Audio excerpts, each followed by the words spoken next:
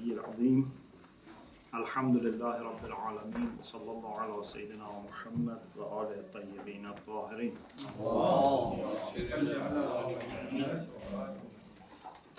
اللهم أخرجني من ظلمات الوهم وأكرمني بنور الفهم اللهم افتح علينا أبواب رحمتك وانشر علينا خزائن علومك برحمتك يا أرحم الراحمين.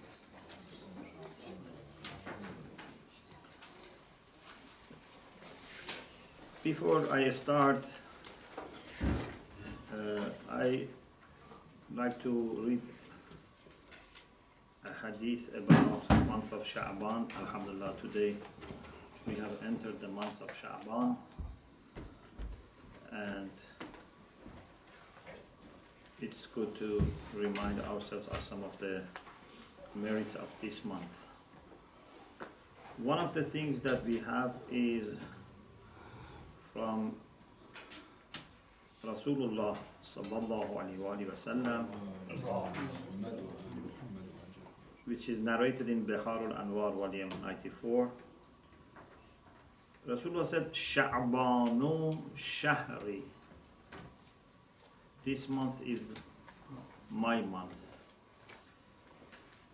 Because as we have in other hadiths, months of Ramadan is Shahrullah, months of Sha'ban is Shahr of Rasul, for the Prophet, and month of Rajab is for Rajab is for Ahlul Bayt, or Amirul Mu'minin says is mine. For example, Shahr Ramadan, Shahrullah, wa Sha'ban, Shahr Rasulullah, wa Rajab Shahri. Amirul Mu'minin said this. So, Sha'ban Shahri. Rasulullah said, this is my month. فَمَنْ صَامَ شَهْرِي كُنْتُ لَهُ شَفِيعًا يَوْمَ الْقِيَامَةِ. Whoever fasts in this month, it's like a month that Allah has gifted to the Prophet, has a special affinity to the Prophet.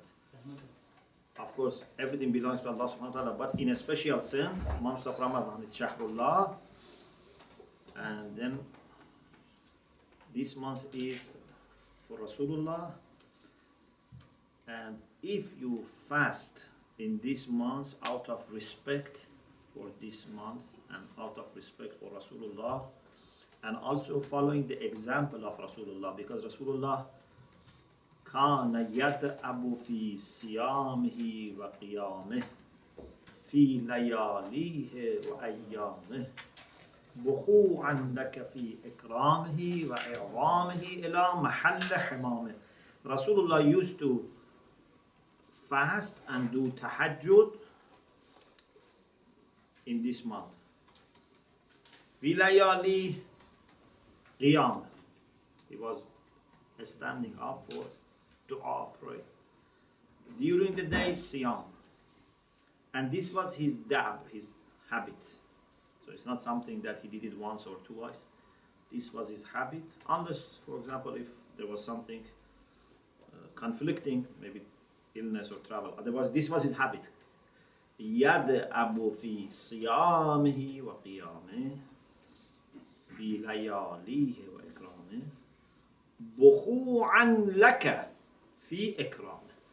Rasulullah was showing his humbleness before Allah subhanahu wa ta'ala by honoring this month up to the very last part of this month, when this month is departing. So if we want to follow the example of Rasulullah, so we should respect this month. We ask Allah inshallah to give us the ability to fast. If you have qada fasting, of course you have to first do qada. You cannot do mustahab when you have qada fasting. But this is a good opportunity to do qada, especially if it is for, Ramadan. You have to do it before Ramadan. So it's good for doing all the qada as much as possible. And also if you don't have qada, mustahab. Also, this is the month for istighfar. In the months of Rajab, the months of Sha'ban for istighfar, so that inshallah before we get into months of Ramadan, he would receive maghfirah, forgiveness from Allah subhanahu wa ta'ala, so that we can enter the feast, the banquet of Allah subhanahu wa ta'ala, ziyafatullah, while we are pure and forgiven, inshallah. Okay, we go to our next lesson in the book about Jabr and Ikhtiyar, predestination and free will. This is an issue that many people, maybe at least one point in their life, they have dealt with this. And maybe some people frequently have dealt with this. This is an issue that philosophers, theologians, psychologists, jurists, ethicists, all are concerned. Are we free in our actions, or everything is fixed, predestined? We have just to wait and see what is going to happen. We have no role. Even with respect to your own action, according to those who believe in Jabr, you are just a subject. This action is going to happen and you cannot stop it. So the issue of Jabr and Ikhtiyar is a very important issue, and because we talked about necessity that exists between Illa and Ma'lul, now it is good time to address this issue. Because one of the reasons some people have thought we are predestined is they didn't understand necessity that comes from al-illatu tamma. They thought it makes us, freeless or freedomless, without freedom, majboor, predestined, forced. So this is why we discuss it here. Psychologists also talk about this issue because they want to understand what goes in the mind of people when they do something, and in what stage, for example, something external can get into it, or something forces the agent. Mutakallimin also are concerned about this for different reasons. One reason is, if we are not free, how God is going to judge us and punish us or reward us? What is the point of sending prophets? Fuqaha are concerned about this, and lawyers, because of the issue of responsibility. The agent cannot be held responsible unless he's free. Ulama al-akhlaq are concerned because we have to know whether we are able to change, to improve, or not. Can we have virtues that we didn't have by our own efforts or not? So all different types of scholars are concerned.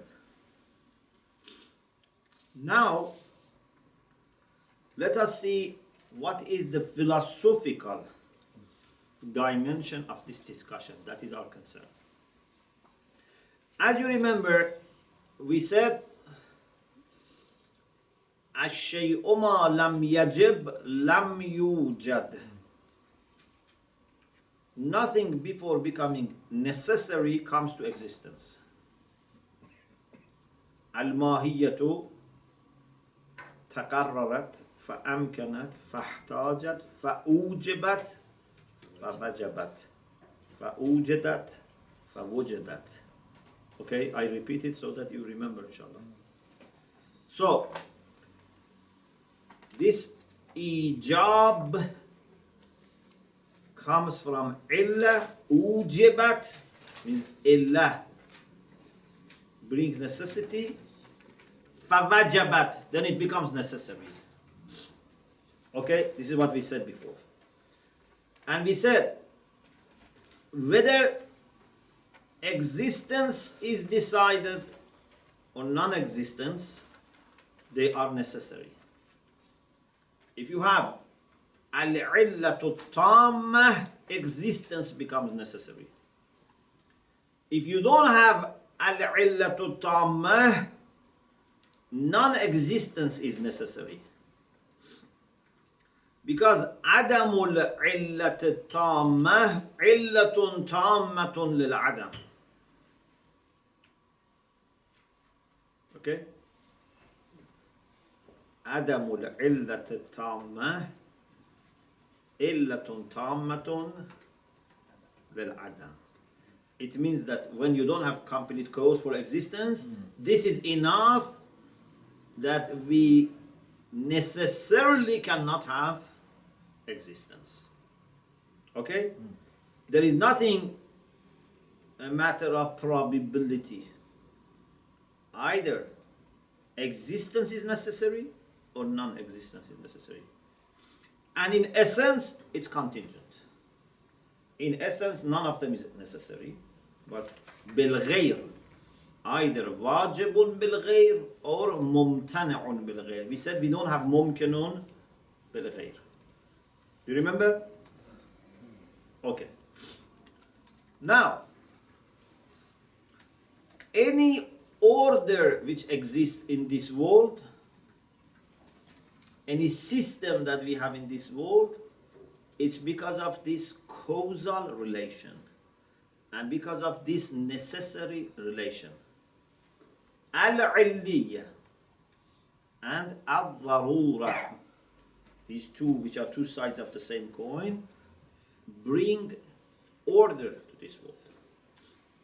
You know why things happen and when they should happen. And if you know them, you can even predict. Because everything is necessary.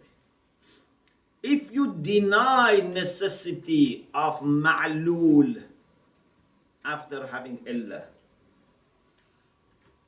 rationally it's impossible. لا يمكن تخلف المعلول عن علته التامة. It's impossible to have illat التامة and not ma'lul. If someone says no, it's okay, we can have illat tamma, but ma'lul is not necessary.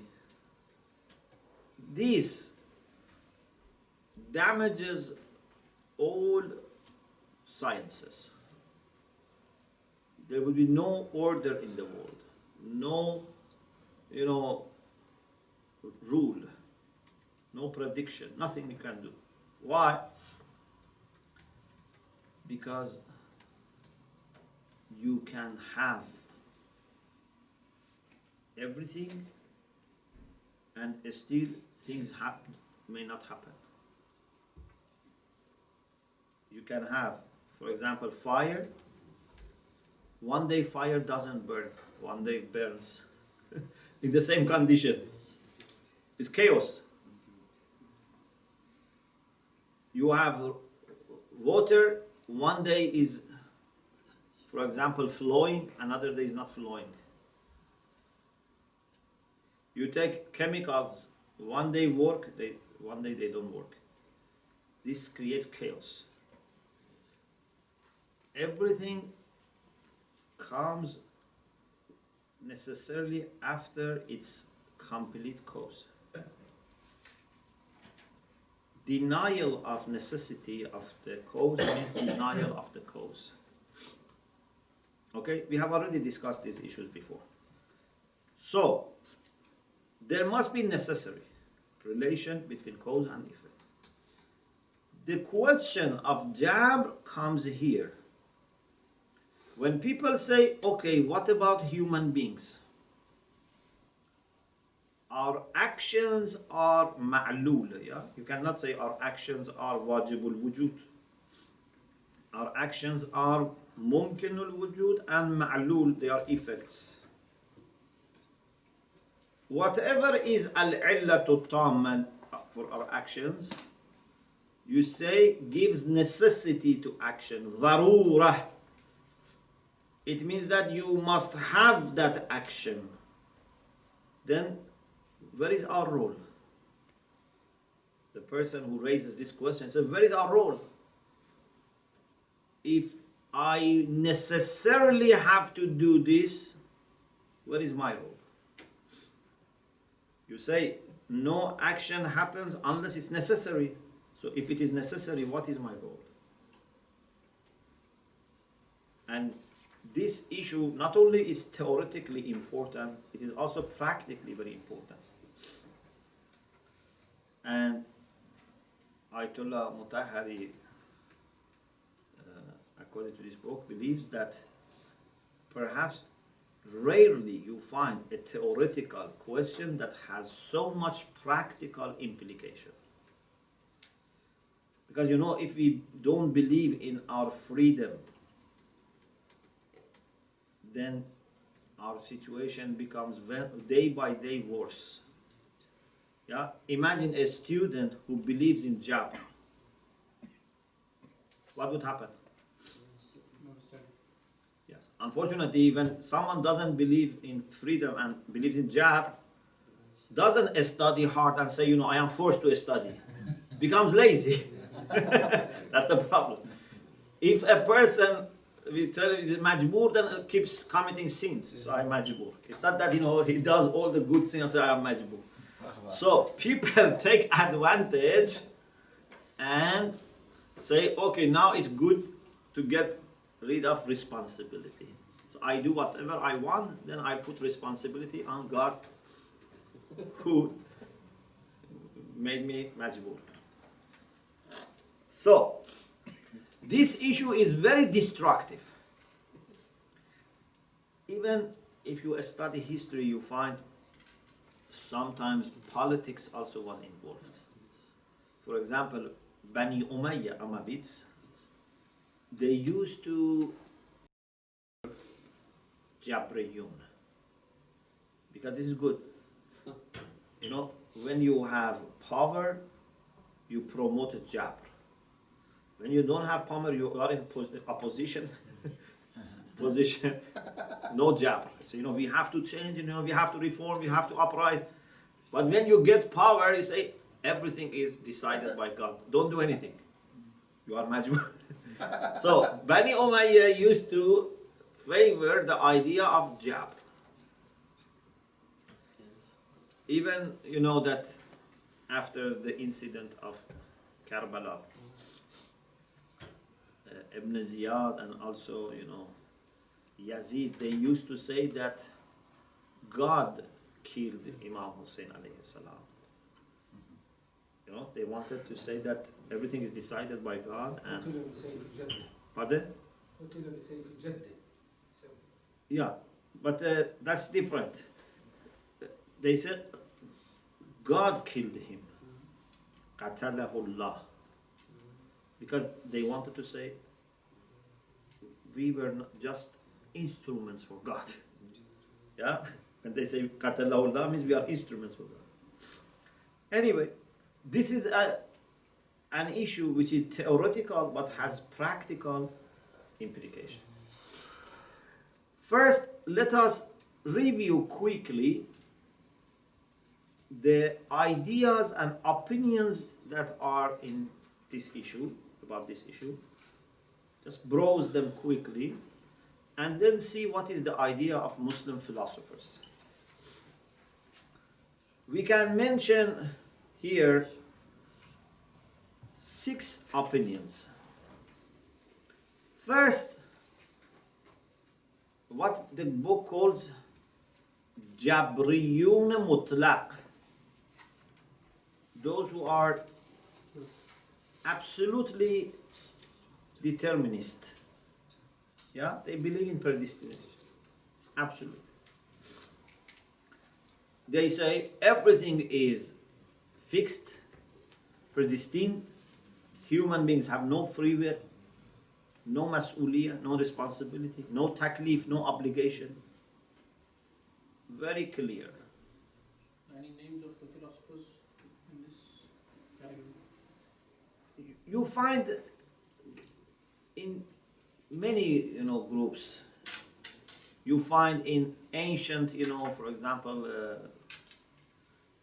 East this. You find in the West this. Many people. Then we have the idea of, even Asha'ira have some kind of, idea of Jabr. Then we have a modern view of materialists who say similar things. They say human actions are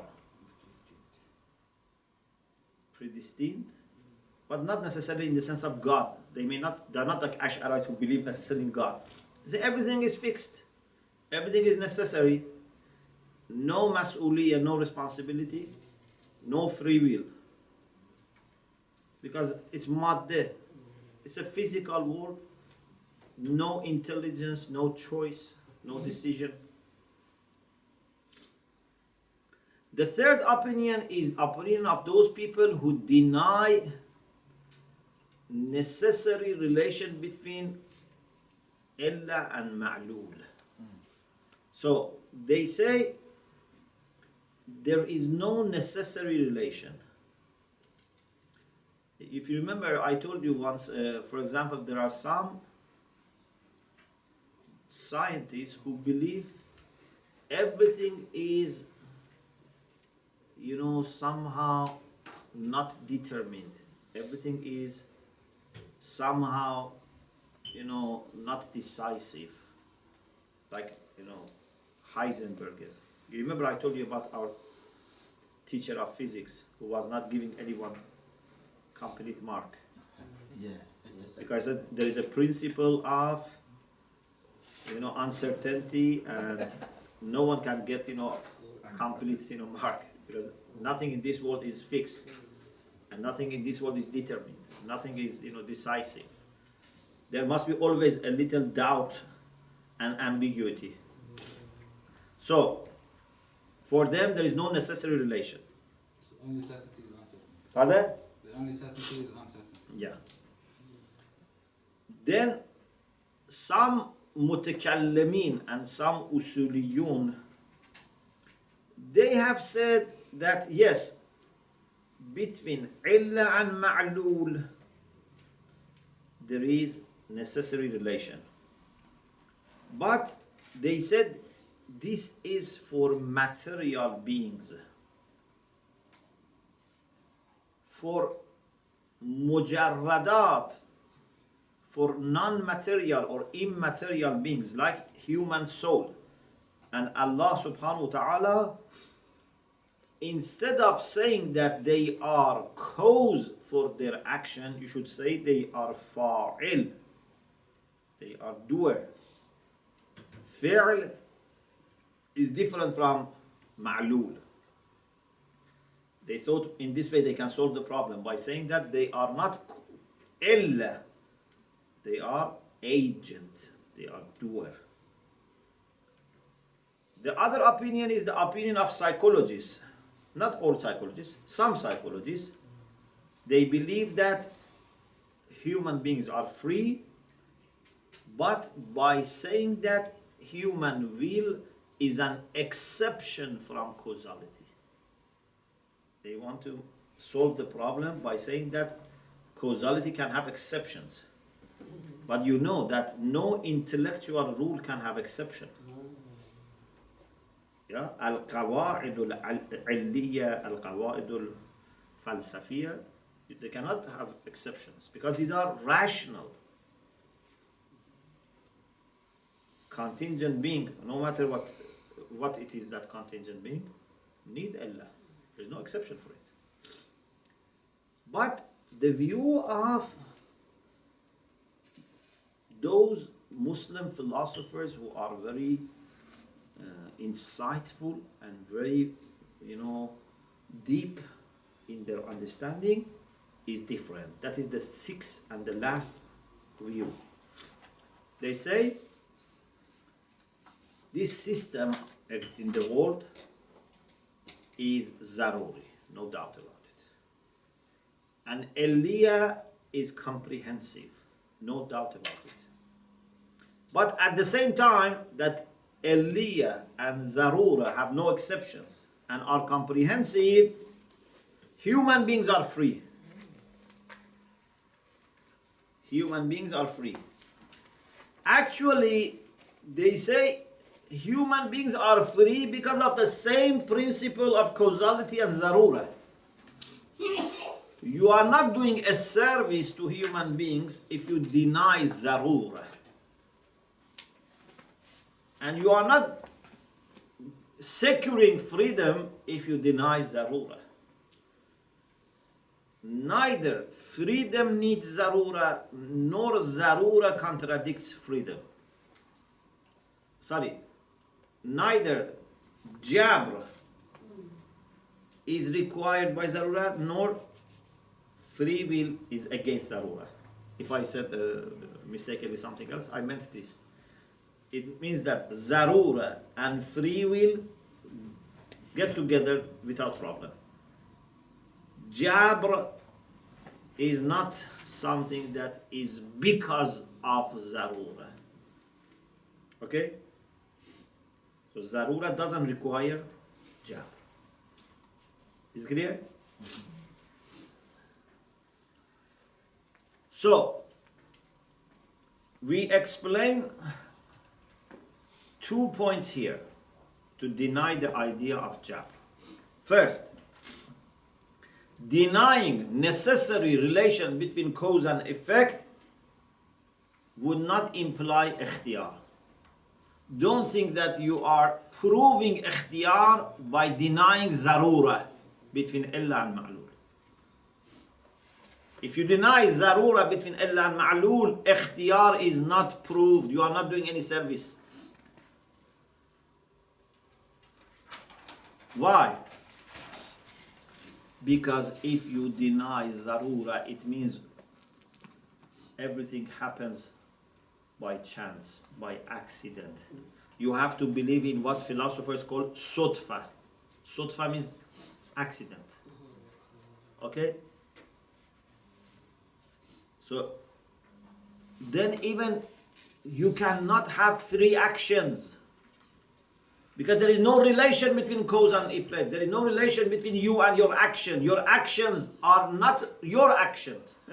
After careful consideration, you realize that your actions are not your action. Because you do everything, then the action can come and cannot come. So if it comes, it means it's not yours. We don't know what happened. Is it clear? When you have something, like yourself, your entire self. We have you, and then the action is there sometimes, the action is not sometimes there, in the same condition. It's just sutfa. There is no zarura. What does it mean? If I am there, and sometimes my action is not there, and sometimes it is there, it means that even if it is there, it's not because of me. Because if it was because of me, it had to be always there. Is it clear?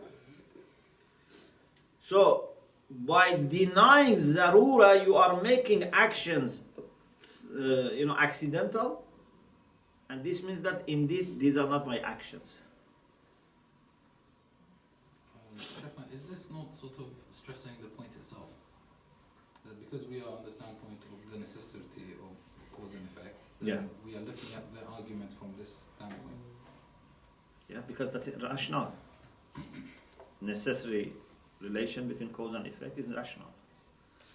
We just want to correct those misunderstandings that people have, that they think free will needs denial of causality, or free will needs denial of necessity. No. Yes. Maybe I missed it, but how are we defining necessity in comparison to determinism or jabr? Yes. So this is what we are going to explain. If it is necessary, then what is our role? We will talk about this. So, those who have wanted to deny general principle of causality, or to deny necessary relation between cause and effect, or those who wanted to say we don't deny them but we say there are exceptions for them, they have all made mistakes, and they have all actually harmed human free will. The next thing is that zarura does not contradict ikhtiyar. So the first was that to deny zarura does not imply ikhtiyar. Because you may deny zarura and actually harm ikhtiyar. As I said, it becomes sutfa, it becomes accident. Now we want to say zarura also would not have problem with ikhtiyar. Yes. So when you say zarura, you mean the necessity of the relationship? Not Yes. causing- As zaruratul illiya. So this part, please listen carefully. We come to your question also. For human action, al-illatu tamma is compound. It's not something simple. It's murakkab. Illatu tamma, al-illatu tamma للأفعال الإنسانية مركبة is compound. What is the mechanism? He says we have instincts, we have desires, we have emotions, we have memories, we have evaluation, assessment, thinking about future, about outcomes, good that may come out of it, bad that may come out of it. We have also power, we have limitations. So many things have to get together so that you do something. And if you want to make it very brief, we say, when you think of doing something, you assess it, you evaluate it, base your information based on your desires, then you may think this is good for you. And then after that, you develop yearning, shauq for it. And when this shauq becomes stronger and stronger, it reaches the point that triggers you towards the action. But this triggers you, this is the point, is not forcefully. You may have great shauq for doing something and don't do it. Yeah? Human beings have this ability that when they think of something and they have shauq for it, they make a choice. I want to do it or I don't want to do it. If this irada, which according to some philosophers is al-juz'ul akhir lil-illat at-tammah, the last part of the complete cause. If this irada is there, the complete cause is there, and then after that it becomes necessary. Okay? Yeah. So your problem is that you consider complete cause without irada, and you leave no room for irada. You say it's necessary, it has to happen. We say no. The last part, which is the main part, for having something into existence, even if you have 999,999 parts, everything together, but just one part is missing out of million. One part is missing. What happened? The last part is very important. Sometimes I say one of the problems that we have in our life, especially community life, social life, is we have many potentials, and sometimes these potentials become very, very, very close to being final, so that after that you can have result. But little things are missing. Just little. We do 90%, 95%, but the last few percent we don't do it, we don't succeed. It's like a football team that 90 minutes they play very well, but they don't have someone who can make a goal. Manchester United. In every community, we need people who can, what do you say, score? A score. This is very important. Otherwise, everything we do remains just without final fruits. It's very important, And this is also a matter of wisdom. There are people who know how to use resources and skills and talents that are there in the community to score. And there are people, most of people don't know that. And we have people who know how to score for the enemies. They are also very good in using everything against ourselves. Yes. How they get the complete score, I don't understand. Pardon? How they get the complete score so easily, I don't understand. You score for the enemies. Yeah. Their complete scores become very... Because sometimes the difference is very little. Sometimes the difference between food and poison is very little. Yeah?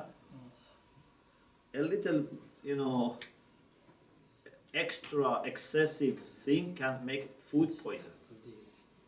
We have to be very careful. Yes? So does it involve in everything?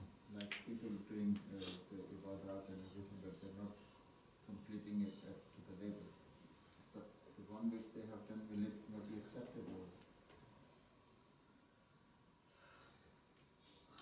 So, for everything, its completion is on its own.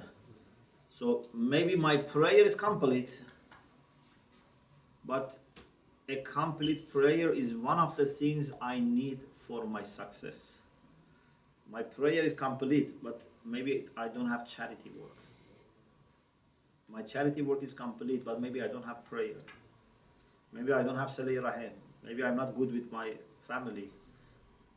So each of these have to be complete, but each of these is by itself a part. Like a car. Your engine has to be complete, but with engine only you cannot, drive. Yeah, you need many other things.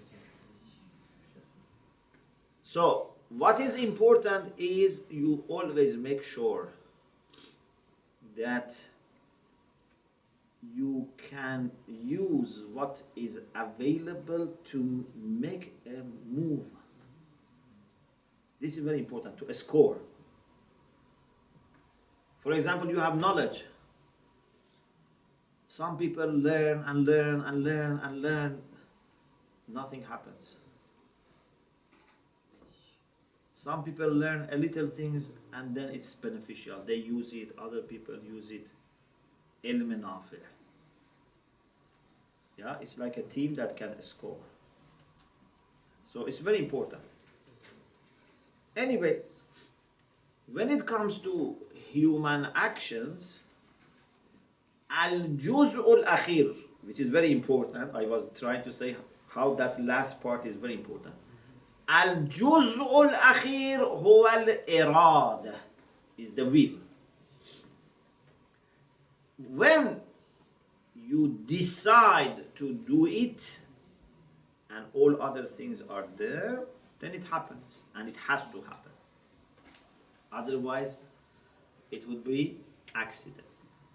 It has to happen. Even, sometimes people ask, if everything is created by Allah subhanahu wa ta'ala, so then what is our role? We say, yes, everything is created by Allah, but Allah subhanahu wa ta'ala creates our actions after we decide to do them. In other words, He creates free actions in us. It means that part of it is our freedom. Do you understand? Or for example, some people say, does Allah know what I am going to do? If you say no, then it's a problem. How Allah doesn't know. If you say yes, okay, if He knows what I'm going to do, then I have to do it. So I am forced to do it. We say he knows what you are going to do freely. He knows what you are going to decide to do. Okay? So, causality is there, creation of Allah is there, but your free will is also there. Is it clear? So, necessary relation between cause and effect would not conflict with free will. There is no contradiction here.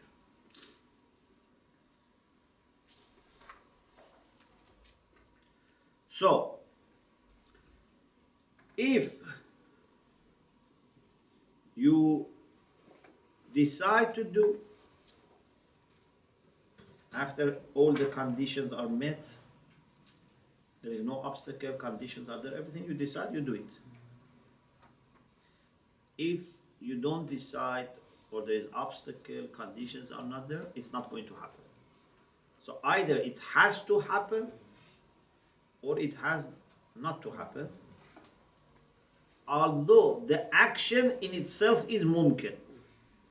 Yeah, our actions are mumkinul wujud بالذات. They are contingent, but بالغير, either they become necessary or impossible.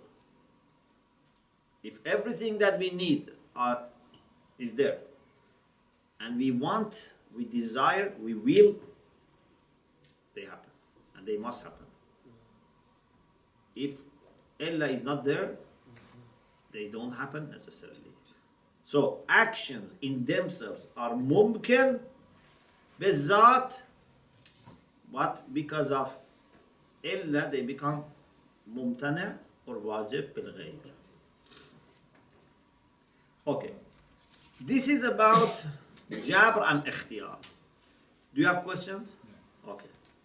What is it that causes you to decide to do it or not? Because if we said it is show, yet even after all the stages of analysis and thinking and looking at the information and the imagination and the power and the limits and everything, we reach the level of show. Yet even after all of this, You may decide, to it's do it you. or not. So what is it that made you decide to do it or not? It's up to you. What does that mean philosophically? Because if it is related to show, then if you have maximum show, you can still decide not to do it. Yeah. So it raises the same question. What So, was so in the end of the day, you choose which of those things for which you have show, you would do it. You would not do anything that you absolutely have no show. So my idea is this, in my thesis I have mentioned this, that we would not make choice unless we have desires for both, or if it is more than two parties, for all parties. There must be shawq. But you can have shawq for a study and learning, you can have shawq for playing. It's up to you to choose which one you want. And two people in the same condition, they can make different choices. This shows that we are free. And your choice is something that is free by essence. Can will be not will? Will is will. Will is free by definition or by essence, by default. So the whole thing goes back to here, that under the same condition and circumstances we can make different choices or different will. So there's nothing that can force will, it's only encouragement. Yeah, they can make you inclined or encourage you or discourage you or make it easy or difficult for you to choose, but at the end you have to choose. Unlike when, for example, they physically force you, for example, they take your hand and pen and they sign with your hand. That's different. Our actions are not like this. We do it. Even if they, for example, say, if you don't do it, we will, for example, kill you, still you decide to do. You can say, no, kill me, I don't want to sign this. You have question? I was trying to understand it in one sentence. The iltan gives the necessity of the action. Yes. Yeah. And the jabr comes in when there is free will. Without free will, it's determined by the free will. The action itself is determined by the free will. Yeah. Yeah. Is this a correct way to phrase it? No. Indeed, they who believes in jabr, they say there is no free will. Either jabr or free will. Those who are jabri, they say there is no free will. Yes. So even though the actions are, you follow all these steps properly and everything, and at the end when you decide, it can be wrong. Yeah. Yeah, right and wrong is another thing. You may make good decision, you may make bad decision. Yes. Sometimes without free will, if people take alcohol, their frontal brain is depressed, and then they can do wrong things. Yeah. And that can interfere with the free will as well. Yeah. And that can We make say al-imtina', this is a good question. Al-imtina'u bil-ikhtiyar la yunafil ikhtiyar. What does it mean? If you freely choose to do something that then would make you unconscious, for example, still you are responsible. Although when you are unconscious, you are not responsible directly. But who made you unconscious? Your own choice. Yes. So morally and legally you are responsible. Although at that point philosophically you are not responsible because you don't have power, but because of what you have done in the past. So, it is said that once a person who had studied a little usul, maybe I told you, was very much annoyed by a cat. Did I tell you? Yeah. So this person was very much annoyed by a cat and said to this cat, if you keep annoying me, I'm going to make you halal and eat you.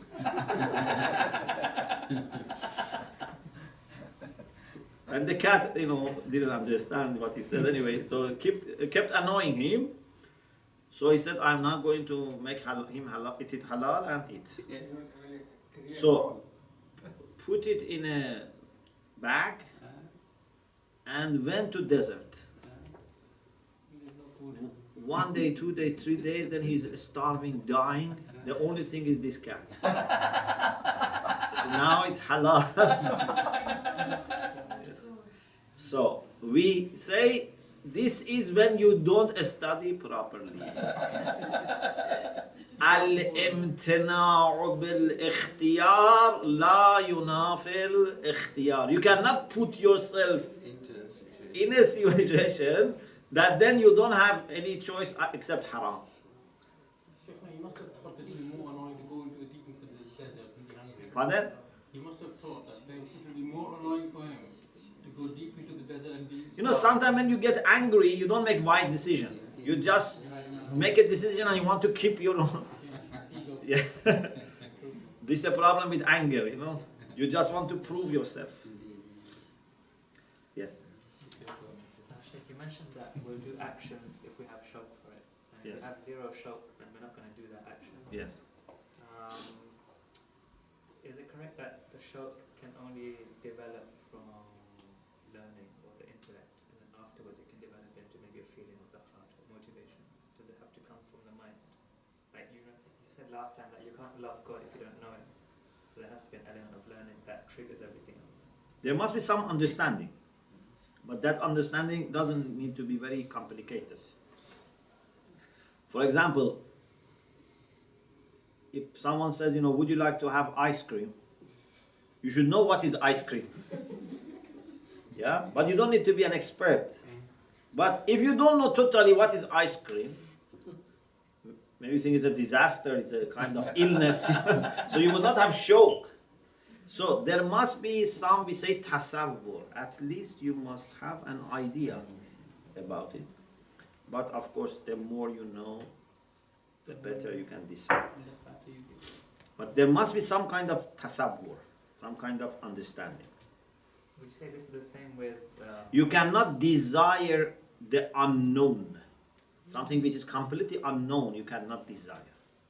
Do you think philosophers and ulafa, they would also say that the more you know, the more you can have shawq for something? Yes? If it is a good thing. If something is good, then the more you know it, the more you have shawq. Worldly things, normally we have more shawq when we don't know them. Yes? Because our imagination is greater than what they are. Indeed. In dunya, normally we have greater imagination than what they are. But if there is something, a spiritual, something, really good, yes, then when you know them more, you love them more. In terms of God, can we not say everybody has a certain level of shawq from the way that they were created and the fitra? Yes. But that shawq can become sometimes passive, inactive. Like a person who is hungry, but now is too busy and cannot think about hunger.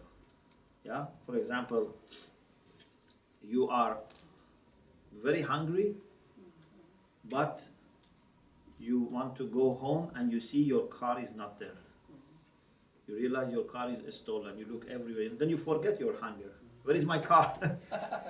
Or, na'uzubillah, if you lose your child, you go to a busy road and you lose your child, then you forget your hunger. Yeah? So sometimes people, although they have fitri yearning for God, they are too much busy with other things that doesn't become active. Yes. Related to the good questions of the brothers, we have the narration about iqbal and idbar, that sometimes your heart leans towards worship. You just love to worship, you just want that free time to. Yeah. Sometimes you hold back, you don't have that desire. And not necessarily caused by a particular event or becoming too busy. It's just the same person. One day he's very in love with worship, and the next day he's just not feeling it. So what causes this difference, or we don't see an actual factor involved? We don't sense it, but definitely there is a reason for that. Yeah. That reason can be in your control, can be also out of your control. But it's not that there is no reason. Of course. What is important is we have to know that the conditions of heart are very changeable. And these are not necessarily because of a substantial change in you. Maybe you are the same person, but now today you have better feeling. Don't think the day that you have better feeling, you are necessarily a better person. And also when you have a worse feeling, don't think that you are the worst person. Maybe, maybe not. Because heart is very changeable. Heart is they call it qalb because it transforms. What is important is you should not be a person who just follows his or her emotions and moods. They say moody, a person who is just changing, yeah? Yeah, so don't force yourself. So a day that you are not in a very good mood for ibadah, don't force yourself too much. Because if you keep forcing yourself, then your nafs may start hating. But on the other hand, don't totally stop because, today I don't feel good, I don't pray. You have to have control, you have to tame yourself, but also you have to be showing rifq, moderation. Otherwise, either you kill your nafs or your nafs will rebel and goes out of control, becomes wild. You know, there are people who put too much pressure on themselves, and then after some years they totally become, you know, faceless because they have put too much pressure on themselves. So you have to be aware of the changes of conditions, but at the same time, wisely plan. Because if you, according to one of ulama said into something nice, you know, if you just wait for your heart to become ready for dua, it may never become ready. You have to tame it also, but with moderation, with kind of care. Yes. I want also to do a little bit more. Yes. Just on this point, what do you suggest things that cause the heart to develop these? Many things. What are the most influential at the time? Sometimes we do sins. Sometimes we do sins we don't notice, but we have committed. Sometimes you have broken someone's heart. Someone, you said something, maybe even it was not haram, but one person is not happy. They can affect you. You know? Sometimes there are people with negative energy around. They can affect you. Okay? The other way to improve. So, to improve, your good actions are very important. Good intention and thought. Always try to think about good things. Pardon? Husnadhan, and also have good intention and good, you know, thoughts. I want to bring good to this world. I want to do good to this person, to that person. Good thing. Helping other people, if you can make someone happy. Many times, as soon as you make someone's heart happy, happiness also comes to your heart. You know, one of ulama was saying in a private meeting, he said, you know, once I was going to Salat of one of ulama that you know, who passed away. He said, we saw a poor person and I think we purchased, you know, a sock for him, something like this. And he said, after we went to the masjid, I had very, very good feeling. Very special. I realized it was because we made that poor person happy. If you, with your limited power, make a servant of Allah happy, can't Allah make you happy? Yeah? If you make your children happy, if you make, you know, I don't know, your parents happy. So, anything good and positive can help. But also, positive thinking is very important. Unfortunately, many times we ourselves make ourselves, you know, sad. We cause sadness. We become a machine that produces sadness. And finally, you become depressed. Think positively. There are problems in the world, but we don't need to think too much about problems. Think about solutions. Think about positive things. Think about good people. Yeah? When you go to a place or you work in a place that there are bad people, don't think too much about them. Think about good people. Good opportunities. So, it's to large extent to us to train ourselves to be feeling good. Of course, you may do all these things and still, you know, some days you are feeling better, but you can to some, you know, extent tame yourself and train yourself. Which component of our being is working on our nerves? So the What nerves you mean? need taming, and so we have to exercise this positive With your aql. with your intellect. Okay. Yes. So your aql can work on your nafs, or Otherwise, your nafs works on your aql. Either aql is ghalib or is maghloob. Like for pardon? Into Asaba. Yes. For example, like sometimes there are ill people. Just as an example, there are ill people, and we know this food or this, for example, medicine is good for them. He says, please have this food. He says, I don't feel, eating.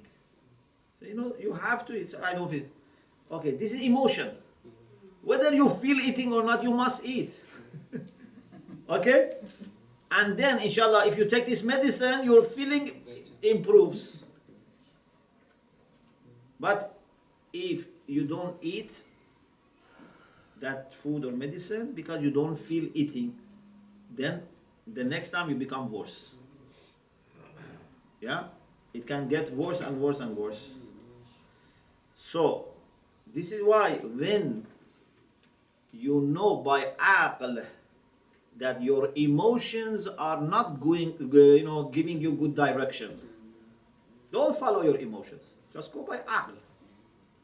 And then your emotions will be disciplined, and they know that now they have to help you in your ugly journey. Okay? Your emotion, for example, you know that you have to do mubahasa, but emotions say no. Let's just have a chat. Not mubahasa, just we can have chat. Half an hour we chat in reception, but no mubahasa. Okay. If you force yourself to do mubahasa and think about benefits of mubahasa and think, Sheikh Shomali kept telling us, inshallah, gradually you start loving mubahasa. Little by little. And after you see the benefits, do it for some time, and then when you see the beauty of it, then you just want to do mubahasa. Because your emotions are not fixed. This is one of the special things about human beings. We are not fixed. We are not robots. We are not machines. We are not sand and rock and metal. Maybe 90% of the things can be changed if you want. How much to sleep, how much to eat, how much to, speak, how much to, for example, socialize. You can train yourself and then feel very happy. But a rational person trains himself based on aql, based on guidance. Very everyone is training himself for a good reason or bad reason, good direction, bad direction. Because we are not fixed. Very easily, a very intelligent person can become mad. It's not difficult. If someone cooperates, in 1 week we can make him mad. If he's careless, in 1 week you can make a person mad. Because we are not, like an engine, which is metal. Your ideas, your thoughts, your planning, your calculations, to be optimist, to be pessimist, all can change. And if you are not careful, you can be very, very self-destructive. This is why tarbiyah is very important. This is why akhlaq is very important. Okay, let's have a little bit of the next lesson, because I want to divide the next lesson, because there are many new terminology. So I want to divide next lesson. It's part 7, isn't it?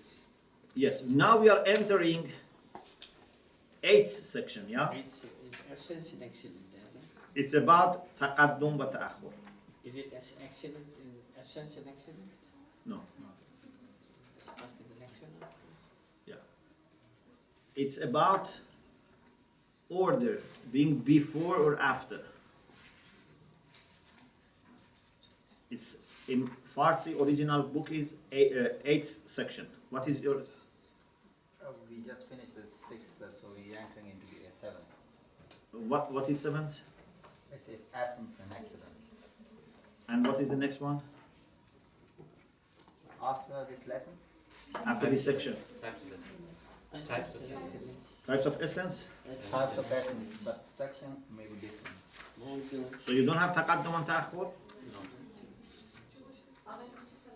Yes. One of the sections is change.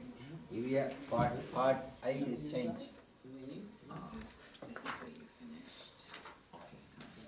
Okay. Categories is 9.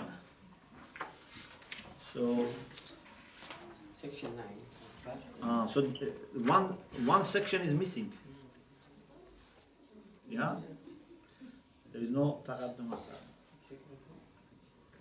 Maybe the, We have part maybe the 9 is divine translator- essence. Yeah.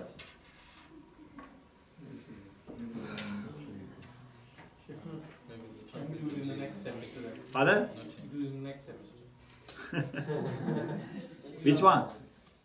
The new chapter. No, I think we can take it even No, if no. we don't have it in the book. Yes. Even the Mahia is missing. Yes. Yes. The book is not part of So- So you have to take notes, and inshallah also transcripts become available. So this shows why we need teacher. Yes? See, incomplete course, Sheikh. Okay, thank you. So section 8 is about taqaddum and thank you. Taqaddum and ta'akhur. Taqaddum means precedence, something coming before, and ta'akhur means coming after. Okay? So, Sheikh, taqafful. Taqaddum, Taqafful. ta'akhur. Have you heard mutaqaddim, mutaakhir? Okay. Taqaddum, ta'akhur. Ta'akhur means coming after.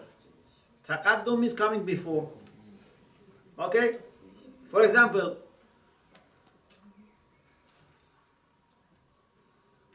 we have two people. For example, your grandfather and your father. Which one comes first? Your grandfather. So he's mutaqaddim, he's earlier. Your father is mutaakhir, comes later. Okay? So, one of the discussions in philosophy is about what they call taqaddum wa ta'akhur or sabq wa luhuq. Sabq means to precede, luhuq means to join, to come after.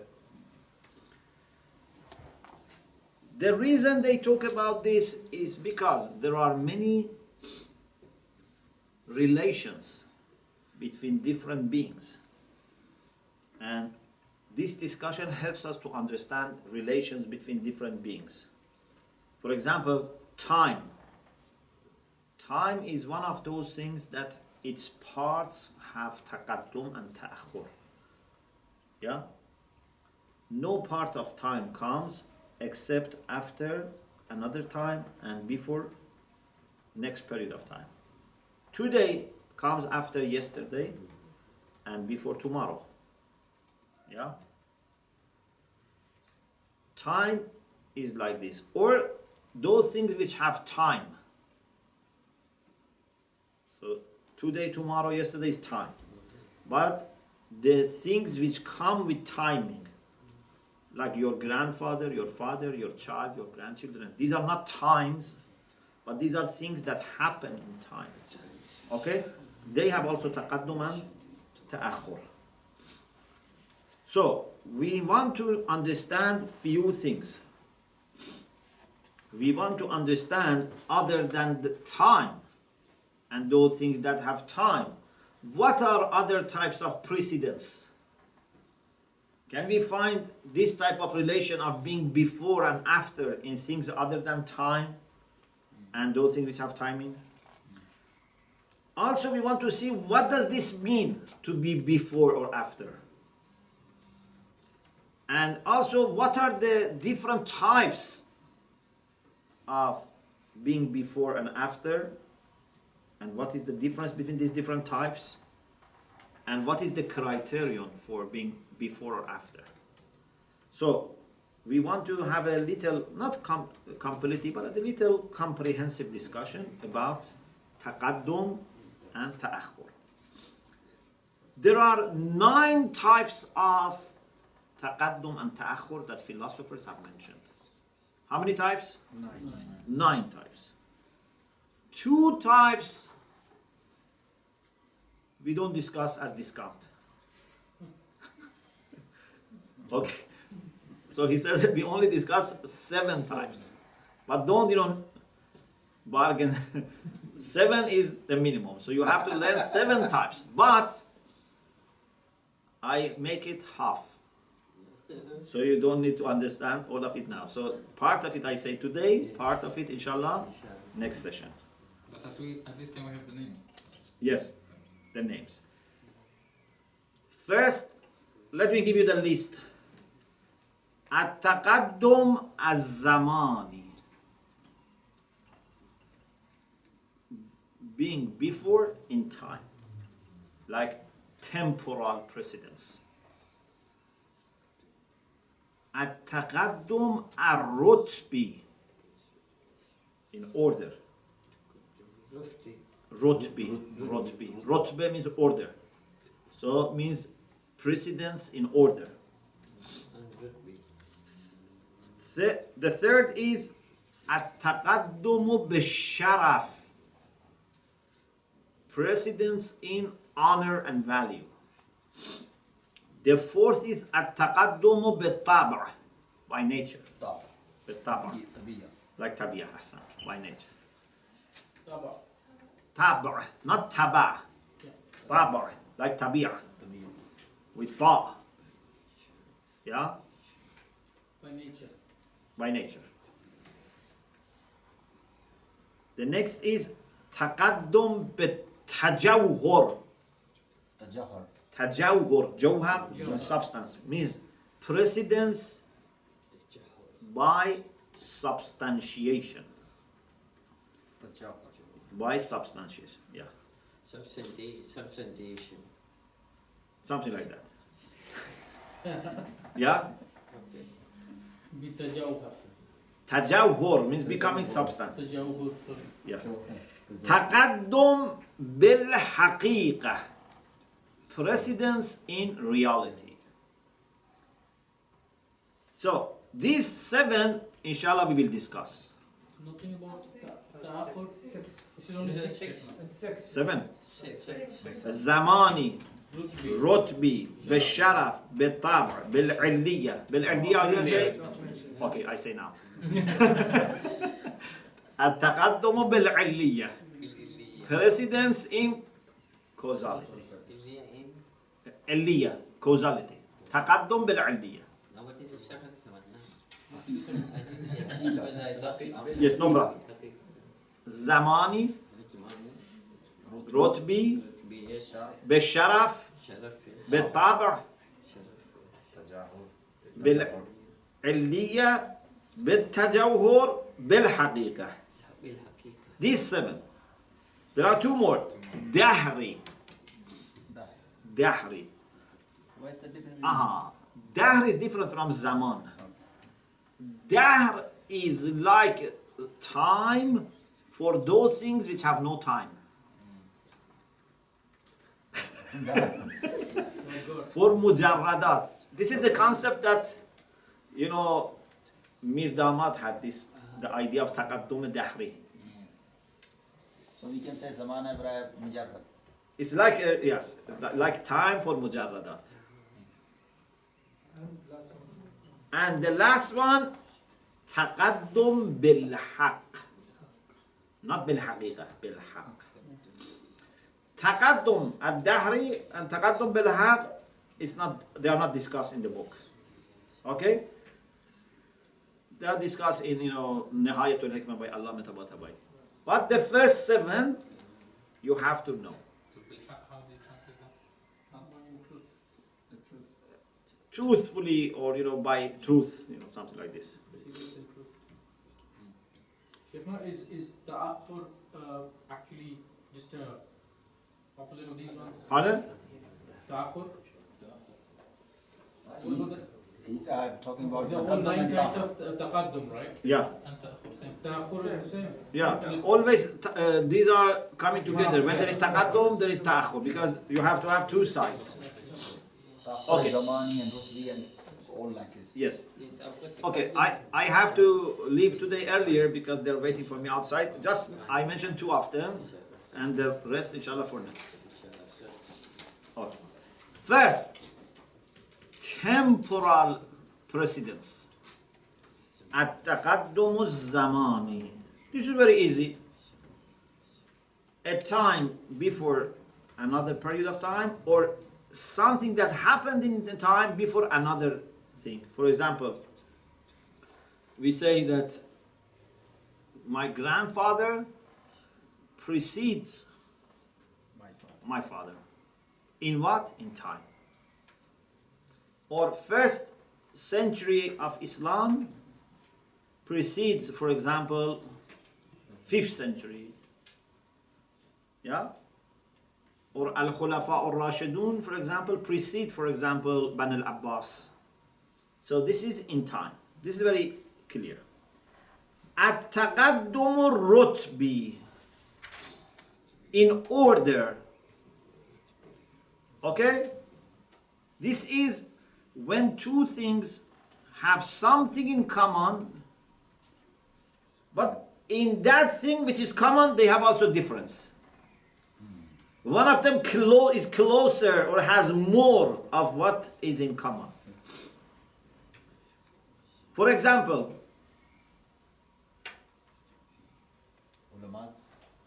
pardon? Ulama, like two alims, one is in the same, one is above in rutba. Yeah, you can say it like that. Or for example, a very obvious example in the book is, you go to masjid. There is mihrab, the place of prayer for imam. You see there is imam and there is ma'mum, someone who is following imam. Who is closer to mihrab? Imam. So although both of them are close to mihrab, but imam is closer. We say imam has taqaddum bil rutbah. But this doesn't necessarily mean it's better or worse. It can be, for example, with respect to another thing different. For example, imagine the door of the mosque is facing mihrab, so the door is behind. Then we say ma'mum has taqaddum bil rutbah with respect to the door. Yeah? So it's a matter of finding something common between two things and then measuring the relation with that thing which is common. One of them has more relation or closer relation, so he has precedence. It's easy. So these two for today. Inshallah we continue, inshallah, next week. وآخر دعوانا أن الحمد لله رب العالمين.